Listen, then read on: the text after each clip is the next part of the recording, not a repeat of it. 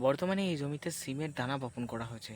সিমের দানা বপন করার পর চারা বার হয়ে গেছে এবং চারা বার হওয়ার পর গাছগুলির কী পরিচর্যা করলে সেই চারাগুলি ভালো থাকবে, সুস্থ থাকবে, সবল থাকবে, গাছগুলি কোনো রকম ক্ষতি হবে না, সেটা নিয়ে আজকের ভিডিওতে আলোচনা করব।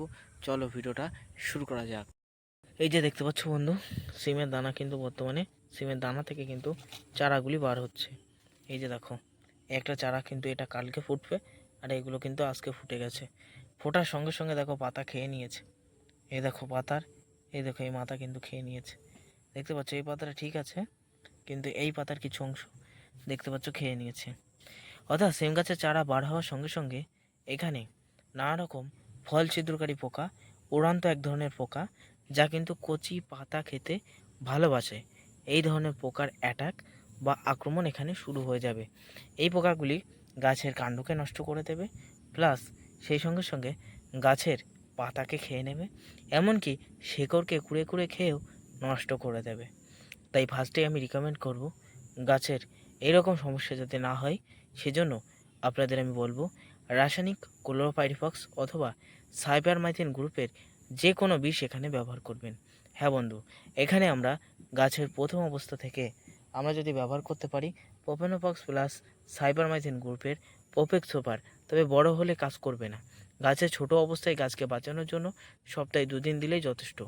দিয়ে কিন্তু আপনি গাছগুলির যথেষ্ট হারে মাটির ভিতরে থাকা নানা রকম পোকা সেটাও চলে যাবে এর গ্যাস এবং গন্ধে। দ্বিতীয়ত, এর ভিতরে যে পাতা খাওয়া যে পোকা আছে সেটাও কিন্তু কন্ট্রোল করবে এই প্রোপেক্স সুপার। যদি মনে হয় দাদা এটা দেবো না, তাহলে আমি রিকমেন্ড করব যে কোনো গ্রুপের, ক্লোরোপাইরিফস গ্রুপের যে কোনো বিষ আপনি কিন্তু এখানে স্প্রে করতে পারেন। তাতেও বন্ধু এই সমস্যা থেকে আপনি মুক্তি পেয়ে যাবেন। এবার দ্বিতীয়ত এখানে কি অ্যাটাক দেখা যাবে? দ্বিতীয়ত এখানে গাছগুলির পাতা বাড়া হওয়ার সঙ্গে সঙ্গে গাছগুলি যখন ধীরে ধীরে বড় হতে থাকবে, তখন কিন্তু এখানে পাতা হলদে হওয়ার একটা সমস্যা দেখা যাবে, যে পাতা হলুদ হয়ে গাছগুলি কিন্তু নষ্ট হয়ে যাচ্ছে। এটাকে কিন্তু পাকড় রোগ বলে বা নানা রকম রোগ কিন্তু বলে থাকে। তাই আপনাদের আমি রিকমেন্ড করব এই সমস্যা থেকে সমাধান পেতে আমাদের কিন্তু এখানে চটজলদি খুব দ্রুত কিন্তু এখানে গাছগুলিতে ফাঙ্গিসাইড স্প্রে করতে হবে। সপ্তাহে 1 দিন করে অনলি ফর ইন্দোফিলি স্পিন ফাঙ্গিসাইড অথবা অ্যামিস্টার ফাঙ্গিসাইড সপ্তাহে 1 দিন করে স্প্রে করবেন। এতে গাছের গতিও ভালো থাকবে, গাছের পাতা কালো থাকবে, গাছগুলি রোগমুক্ত থাকবে এবং চারা বার হওয়ার সঙ্গে সঙ্গে গাছের বয়স যখন 3 থেকে 4 দিন হবে তখন একবার কিন্তু অবশ্যই স্প্রে করে ধুইয়ে দেবেন। ঠিক আছে, বুঝতে পেরেছেন?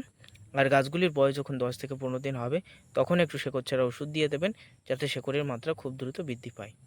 এই হলো চারা চারা দেখতে পাচ্ছ, এই হলো চারা সিম গাছের পরিচর্যা। এছাড়া আর কোনো রকম পরিচর্যা নেই। এছাড়া এর পরবর্তী গাছ যখন বড় হবে, যা পোকা বা এটা সেটার প্রভাব দেখা যাবে, তখন রিজেন্ট বা এটা সেটা নানা রকম ওষুধ বাজারে আছে সেগুলো ব্যবহার করতে হবে জাপ পোকার জন্য। এছাড়া কিন্তু সিম গাছের আর সেরকম পরিচর্যা নেই। তাই চারা সিম গাছের বর্তমানে কী পরিচর্যা করবেন তার সংক্ষিপ্ত ভিডিওতে আলোচনা করলাম। ভিডিও ভালো লাগলে লাইক করবেন, চ্যানেলে নতুন হলে সাবস্ক্রাইব করে পাশে থাকবেন।